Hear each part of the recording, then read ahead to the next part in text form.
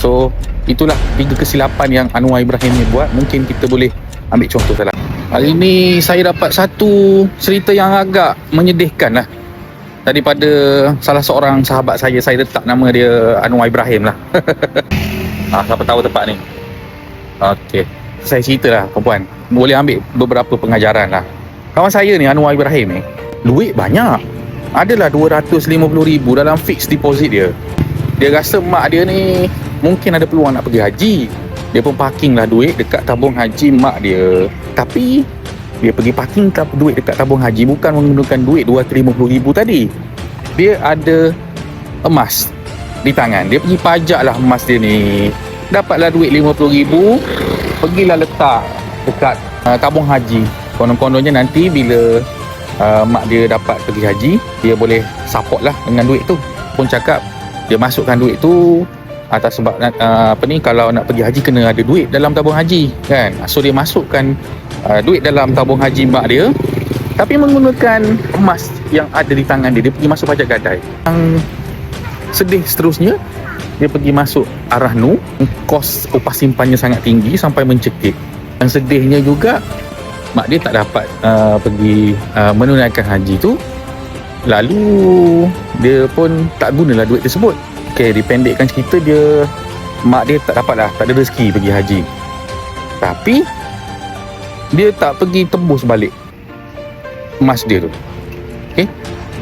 Duit dia ada je duit kalau dia nak tebus balik. Tapi dia tak tebus emas yang dia dah pajakkan dekat Arahnu tadi tu. Sebab dia tak keluarkan, dia tak pergi tebus tu, saya tak pastilah. Mungkin dia terlupa ke, ataupun dia memang tak tahu ke kan. Upah simpan tu berjalan, upah simpan sampai 5,000 ke 6,000 lebih. So dia dah tercekik lah, dah sampai dapat notis pertama untuk lelong dah. So dah jadi keadaan macam ni, dia pun contact lah saya dan menceritakan keadaan yang berlaku daripada A sampai Z. So itulah orang kata pengajaran yang kita boleh ambil daripada kisah Anwar Ibrahim ni, puan-puan. Okay. Kalau kita memang dah ada duit, buat apa kita pergi masuk pajak gadai? Kalau kita dah ada duit dekat tangan, kita dah ada emas dekat tangan, itu adalah security yang sangat bagus dah. Buat apa pergi gatal-gatal lagi masuk Arahnu, pergi pajak emas fizikal yang ada dekat tangan tu. Konon-kononnya, saya tak pastilah apa yang dia fikir. Mungkin dia fikir dengan emas tu dia boleh selamatkan dia punya dividen ataupun rate yang dia dapat dekat fixed deposit ke, ataupun dia terpengaruh dengan sifu-sifu Arahnu yang gandakan emas ke, ataupun tak pastilah. So dekat sini dia buat 3 kesalahan. Nombor 1, kesalahan pertama, dia pergi masuk pajak gadai tapi dia ada duit. Buat apa masuk pajak gadai kalau ada duit? Pajak gadai ni berhutang. Hutang-hutang ni kita buat bila kita memerlukan duit, cash flow. Dan hutang ni kalau kita nak buat OPM ataupun ada people's money ni, pastikan kita betul-betul menjana cash flow yang menguntungkan. Bukannya kita nak gandakan emas untuk gandakan gram emas, bukan. Okey.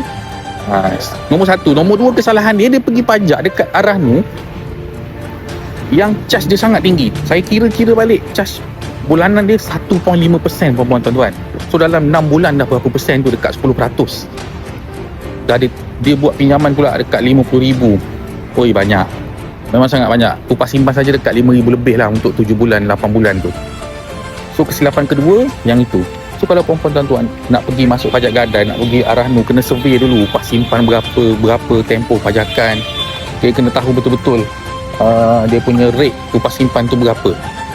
Sebab sesuatu benda yang halal ataupun harus ataupun nampak baik tidak semestinya bagus untuk kita buat.